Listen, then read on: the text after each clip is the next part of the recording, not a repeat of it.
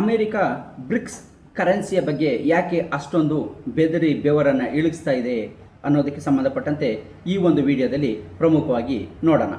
ನೀವಿನ್ನೂ ನಮ್ಮ ಚಾನಲ್ಗೆ ಸಬ್ಸ್ಕ್ರೈಬ್ ಆಗಿಲ್ಲ ಅಂದರೆ ಸಬ್ಸ್ಕ್ರೈಬ್ ಆಗಿ, ಹಾಗೆ ಬೆಲ್ ಬಟನ್ ಪ್ರೆಸ್ ಮಾಡಿ. ನಮ್ಮ ಚಾನಲ್ನ ಎಲ್ಲ ವಿಡಿಯೋಗಳು ನಿಮಗೆ ಮೊದಲು ತಲುಪುತ್ತೆ. ಬ್ರಿಕ್ಸ್ ಕರೆನ್ಸಿಯಲ್ಲಿ ಯಾಕೆ ಇಷ್ಟೊಂದು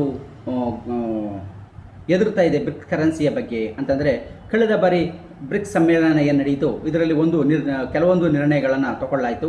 ಅದರಲ್ಲಿ ಬ್ರಿಕ್ಸ್ ಕರೆನ್ಸಿಯನ್ನು ಮುಂದೆ ಜಾರಿಯನ್ನು ಮಾಡೋದು, ಅದಕ್ಕೆ ಸಂಬಂಧಪಟ್ಟಂತೆ ಯೋಜನೆಗಳನ್ನು ಹಾಕ್ಕೊಳ್ಳೋದು, ಆಲೋಚನೆಯನ್ನು ಮಾಡತಕ್ಕಂಥದಕ್ಕೆ ಸಂಬಂಧಪಟ್ಟಂತೆ ಒಂದು ನಿರ್ಣಯವನ್ನು ಕೈಗೊಳ್ಳಲಾಯಿತು.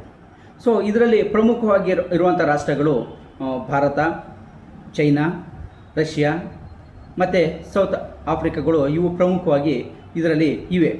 ಸೊ ಇದರಲ್ಲಿ ಇರುವಂಥ ಈ ರಾಷ್ಟ್ರಗಳು ಮಹತ್ವ ಅಮೇರಿಕೆಗೆ ಗೊತ್ತಾಗಿದೆ. ಸೊ ಏನಕ್ಕೆ ಅಂದರೆ, ಈ ಹಿಂದೆ ಯುರೋಪ್ ರಾಷ್ಟ್ರಗಳೆಲ್ಲ ಸೇರಿಕೊಂಡು ಯುರೋಪ್ ಡಾಲರನ್ನು ತಗೊಬಂದರೂ ಕೂಡ ಅದು ಅಮೇರಿಕದ ಡಾಲರ್ಗೆ ಯಾವುದೇ ಒಂದು ಅಡ್ಡಿಯನ್ನಾಗಲಿ ತೊಂದರೆಯನ್ನಾಗಲಿ ಮಾಡಲಿಲ್ಲ ಅನ್ನೋದು ಇಲ್ಲಿ ನಾವು ನೋಡ್ಬೋದು. ಸೊ ಅದರಿಂದ ಅದು ಅಮೇರಿಕ ಅಷ್ಟು ಎದುರಲಿಲ್ಲ. ಆದರೆ ಬ್ರಿಕ್ಸ್ ರಾಷ್ಟ್ರಗಳು ಏನಾದರೂ ಪರ್ಯಾಯವಾಗಿ ಕರೆನ್ಸಿಯನ್ನು ತಂದರೆ ಇಡೀ ದೇಶದಲ್ಲಿ ಡಾಲರ್ಗೆ ಒಂದು ಪರ್ಯಾಯ ಕರೆನ್ಸಿ ಆಗೋಗುತ್ತೆ ಅಂತೇಳಿ ಬೆವರನ್ನು ಇಳಿಸ್ತಾ ಇದೆ. ಈ ಹಿಂದೆ ಇದ್ದಂಥ ಅಧ್ಯಕ್ಷರು ಕೂಡ ಬ್ರಿಕ್ಸ್ ಕರೆನ್ಸಿ ಸಮ್ಮೇಳನ ನಡೆದಂಥ ಸಂದರ್ಭದಲ್ಲಿ ಅದು ಅಷ್ಟು ಸಮಂಜಸ ಅಲ್ಲ, ತರಬಾರ್ದು ಅಂತೇಳಿ ಹೇಳಿದರು. ಈಗ ಬಂದಿರುವಂಥ ಟ್ರಂಪ್ ಅಧ್ಯಕ್ಷರು ಬ್ರಿಕ್ಸ್ ಕರೆನ್ಸಿಯನ್ನು ತಗೊಬಂದರೆ ಬ್ರಿಕ್ಸ್ ಎಲ್ಲ ರಾಷ್ಟ್ರಗಳಿಗೆ 100% ಟಾರಿಫನ್ನು ಹಾಕ್ತೀನಿ, ತರಲೇಬಾರ್ದು ಅಂಥೇಳಿ ಬೆದರಿಕೆಯನ್ನು ಹಾಕ್ತಾ ಇದ್ದಾರೆ. ಅಂದರೆ ಅವರೆಷ್ಟು ಬೆದರಿದ್ದಾರೆ ಅನ್ನೋದನ್ನು ಇಲ್ಲಿ ನಾವು ನೋಡಬೇಕಾಗಿರುತ್ತೆ. ಸೊ ಹಾಗಾಗಿ ಈ ಬೆದರಿಕೆ ಹಾಕೋದಕ್ಕೆ ಮತ್ತು ಅವರು ಬೆದರೋದಕ್ಕೂ ಕೂಡ ಇಲ್ಲಿ ಪ್ರಮುಖವಾಗಿ ಕೆಲವೊಂದು ಅಂಶಗಳು ಇದೆ. ಯಾಕೆ ಅಂತಂದರೆ, ಈ ಬ್ರಿಕ್ಸ್ ರಾಷ್ಟ್ರಗಳೇನಿದೆ, ಈ ರಾಷ್ಟ್ರಗಳಲ್ಲಿರುವ ಒಟ್ಟು ಪಾಪ್ಯುಲೇಷನ್ ಇಡೀ ಪ್ರಪಂಚದ 36% ಪಾಪ್ಯುಲೇಷನ್ ಅಷ್ಟು ಈ ರಾಷ್ಟ್ರಗಳೇ ಹೊಂದಿದೆ.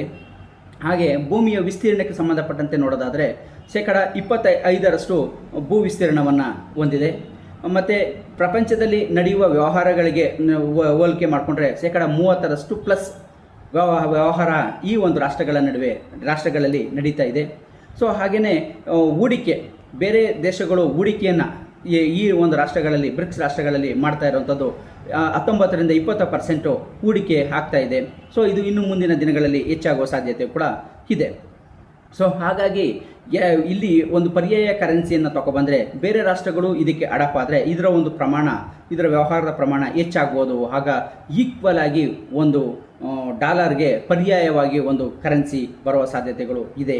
ಸೊ ಹಾಗಾಗಿ ಆ ಥರ ಬಂದರೆ ಅಮೇರಿಕದ ಕರೆನ್ಸಿಗೆ ಮೌಲ್ಯ ಕುಸಿಯುತ್ತೆ. ಆವಾಗ ಇಡೀ ಪ್ರಪಂಚದ ಮೇಲೆ ಇರುವ ಹಿಡಿತ ತಪ್ಪುತ್ತೆ ಅನ್ನೋದು ಅಮೇರಿಕದ ಒಂದು ಚಿಂತೆಯಾಗಿದೆ. ಸೊ ಹಾಗಾಗಿ ಈ ಒಂದು ನಿಟ್ಟಿನಲ್ಲಿ ಎಲ್ಲಿ ಅಪ್ಪಿತಪ್ಪಿ ಇದು ಯೋಜನೆಗಳನ್ನು ಹಾಕ್ಕೊಂಡು ಇವರು ತಂದುಬಿಡ್ತಾರೋ, ಯಾಕಂದರೆ ಇಲ್ಲಿ ಇರುವಂಥದ್ದು ಪಾಶ್ಚಾತ್ಯ ರಾಷ್ಟ್ರಗಳ ವಿರೋಧ ಕೂಟಗಳು ಇಲ್ಲಿ ರಾಷ್ಟ್ರಗಳು ಇರೋದರಿಂದ ಇವರು ಬಹುಶಃ ತಂದುಬಿಟ್ರೆ ಮುಂದೆ ಡಾಲರ್ನ ಒಂದು ಸ್ಥಿತಿ ಅತಂತ್ರ ಆಗುತ್ತೆ ಅನ್ನೋದು ಅಮೇರಿಕದ ಚಿಂತೆಯಾಗಿದೆ.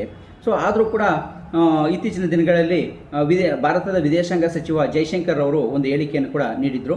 ಅವರು ನಾವು ಯಾವುದೇ ಒಂದು ಡಾಲರ್ನ ವಿರುದ್ಧವಾಗಿ ಕರೆನ್ಸಿಯನ್ನು ತರುವ ಯೋಜನೆ ಇಲ್ಲ ಅಂತ ಹೇಳಿದ್ದಾರೆ ಹೊರತು ಬ್ರಿಕ್ಸ್ ಕರೆನ್ಸಿಯನ್ನು ತರುವ ಯೋಜನೆ ಇಲ್ಲವೇ ಇಲ್ಲ ಅಂತೇಳಿ ಎಲ್ಲೂ ಹೇಳಿಲ್ಲ. ಸೊ ಇದು ಕೂಡ ಅವರ ಒಂದು ಚಿಂತೆಗೆ ಕಾರಣ ಆಗಿದೆ. ಸೊ ಹಾಗಾಗಿ ಈ ಬ್ರಿಕ್ಸ್ ಕರೆನ್ಸಿಯನ್ನು ನೆನೆಸಿ ಕನಸಲ್ಲೂ ಕೂಡ ಅಮೇರಿಕ ಬೆದರ್ತಾ ಇದೆ ಅಂತ ಹೇಳೋದರಲ್ಲಿ ಯಾವುದೇ ಒಂದು ತಪ್ಪಿಲ್ಲ. ಸೊ ಹಾಗಾಗಿ ಈ ಒಂದು ವಿಷಯ ಅಮೇರಿಕನ ಅಷ್ಟು ನಿದ್ದೆಗೆಡಿಸಿರೋದು ಇಲ್ಲಿ ಸತ್ಯ ಆಗಿದೆ.